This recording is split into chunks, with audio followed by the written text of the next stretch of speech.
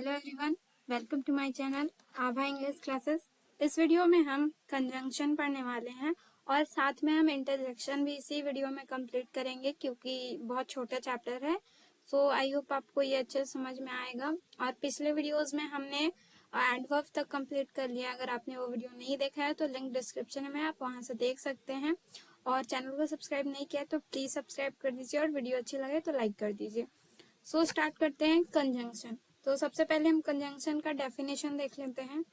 A conjunction is a word used to join words, phrases और sentence. ठीक है, तो कंजंक्शन क्या करता है, तो बेसिकली दो वर्ड्स को, दो फ्रेजेस को और दो सेंटेंसेस को क्या करता है, जोड़ने का काम करता है।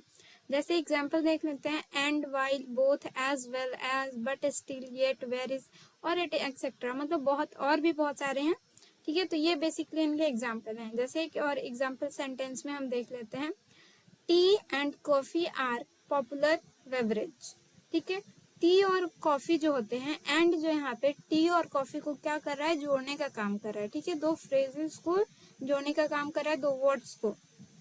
तो यहाँ पे जो टी और कॉफी होते हैं वो मतलब बहुत ही पॉपुलर पीने के लिए पदार्थ, पीने वाले पदार्थ हैं। ठीक है, नेक्स्ट टाइप हम लोग मेजर दो टाइप यहाँ पे पढ़ेंगे, coordinate conjunction and subordinate conjunction. ठीक है, तो कोऑर्डिनेट कंजंक्शन क्या होता है और सबऑर्डिनेट उसको देख लेते हैं।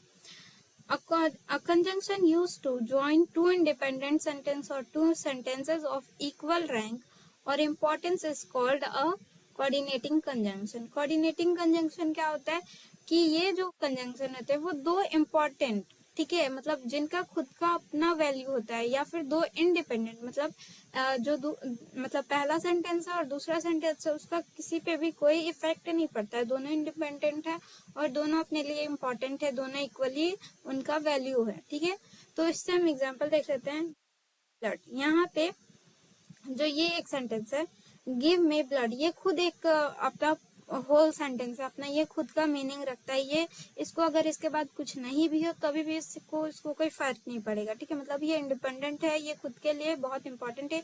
ये गिव मी अ ब्लड एक होल सेंटेंस है, पूरा मीनिंग है। And I will give you freedom, और यहाँ पे जो ये वाला है I will give you freedom, इसका भी खुद का मीनिंग है और ये इसके मतलब इसको भी किसी पे ये डिपेंड नहीं कर रहा है। मतलब I will give you freedom, मैं तुम्हें आजादी दूंगा, तो ये जो आजादी दूंगा मैं तुम्हें, ये खुद में भी ये भी पूरा होल सेंटेंस है, एक पूरा सेंटेंस है और इसका खुद का मीनिंग है। ये किसी और को इसका कोई जरूरत नहीं है कि इसके बाद या पहले कुछ और हो। तो ठीक है, ये खुद में एक होल सेंटेंस है और इसको किसी पे ये डिपेंड नहीं कर रहा है और ना ही ये पहला वाला डिपेंड कर रहा है।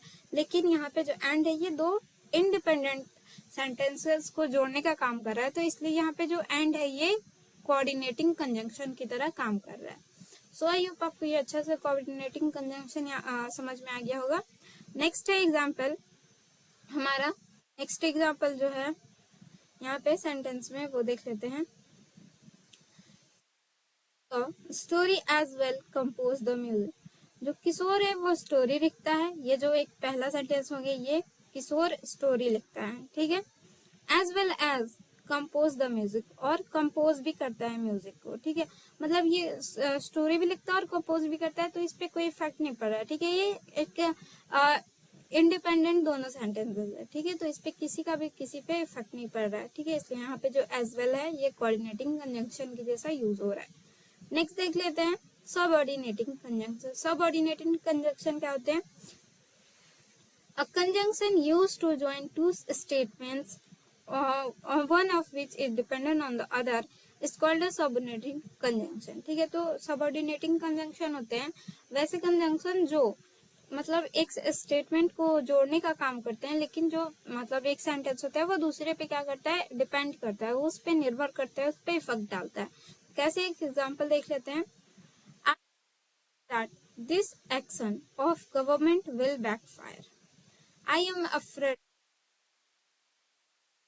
ये जो एक्शन है गवर्नमेंट का, ये क्या करेगा, बैकफायर करेगा, मतलब उल्टा पड़ जाएगा। ठीक है, तो यहाँ पे जो ये वाला सेंटेंस है ये दूसरे पे क्या कर रहा है, इफेक्ट डाल रहा है। मतलब मैं डरा हुआ हूँ, लेकिन क्यों डरा हुआ हूँ, मतलब कि जो गवर्नमेंट का जो ये एक्शन है ये बैकफायर हो सकता है। ठीक है, तो ये दोनों एक दूसरे पे डिपेंड कर रहे हैं, ये डिपेंडेंट है, ठीक है। तो यहाँ पे यहाँ पे जो डैट है एक सबऑर्डिनेटिंग कंजंक्शन की तरह यूज करें, क्योंकि ये जो पहला सेंटेंस है ये दूसरे सेंटेंस को जोड़ने का काम कर रहा है, और जो पहला सेंटेंस है ये दूसरे सेंटेंस पे क्या कर रहा है, डिपेंड है, ठीक है।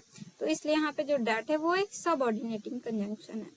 नेक्स्ट यहाँ पे हम इसी वीडियो में इंटरजेक्शन को भी कंप्लीट करेंगे, क्योंकि ये बहुत छोटा चैप्टर है और इसमें ज्यादा कुछ खास नहीं है, ठीक है।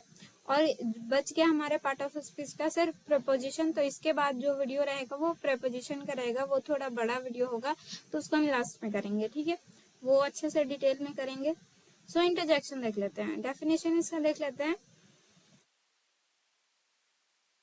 सम सडन फीलिंग, इंटरजेक्शन क्या करता है, हमारे सडन फीलिंग्स को एक्सप्रेस करता है। मतलब जो अचानक से जो हम बोलते हैं वाओ, व्हाट, ये सारी जो फीलिंग होती है उनको एक्सप्रेस करने के लिए हम इंटरजेक्शन का यूज करते हैं। जैसे कि hello, you too have came, मतलब तुम यहाँ पे हेलो, यहाँ पे सडन फीलिंग है, ठीक है। वाओ, यहाँ पे सडन फीलिंग है। और ये इंटरजेक्शन के बाद जब भी कोई ऐसा सेंटेंस आता है जो हमारी फीलिंग को शो करता है, उसके बाद हम यहाँ पे एक्सक्लेमेशन साइन लगाते हैं, ठीक है। तो इसी से पता चलता है ये हमारा सडन फीलिंग है, ठीक है। तो यहाँ पे हमारा एक्सक्लेमेशन मार्क जो है लगाना बहुत जरूरी है, ठीक है। और हुर्रा, ये सारी चीजें हैं, जैसे कि यहाँ पे मैंने लिख भी दिया है here, hello, wow, hurrah are interjection. यहाँ पे जो ये तीनों है ये इंटरजेक्शन यहाँ पे इंटरजेक्शन की तरह यूज हो रहा है। नेक्स्ट है और भी सारे यहाँ पे, जैसे कि ओह, आह, हर्ष, ब्रेवो आर अनदर इंटरजेक्शन, मतलब ये सारे भी इंटरजेक्शन की तरह से यूज होते हैं, ठीक है। तो इनके बाद भी ओह, जब भी हम इनको सेंटेंस में यूज करेंगे तो यहाँ पे एक्सक्लेमेशन साइन इनके बाद लगेगा, ठीक है। तो कुछ हम खुशी एक्सप्रेस करने के लिए, मतलब हैप्पीनेस एक्सप्रेस करने के लिए, कोई सॉरोनेस, कोई सैडनेस एक्सप्रेस करने के लिए, कोई सरप्राइजिंग वाला फीलिंग को एक्सप्रेस करने के लिए यूज करते हैं। तो सबको अलग अलग फीलिंग के हिसाब से अलग अलग वर्ड यूज करते हैं, ठीक है। जैसे कि यहाँ पे हीरो है, हुर्रा है, तो इसको हम अपनी हैप्पीनेस को दिखाने के लिए यूज करते हैं, ठीक है। तो आई होप आपको इंटरजेक्शन और कंजंक्शन जो है अच्छे समझ में आ गया होगा। अगर कोई डाउट है तो आप कमेंट में पूछ सकते हैं, और वीडियो अच्छी लगी तो प्लीज लाइक कर देना और चैनल को सब्सक्राइब कर देना। Thank you for watching.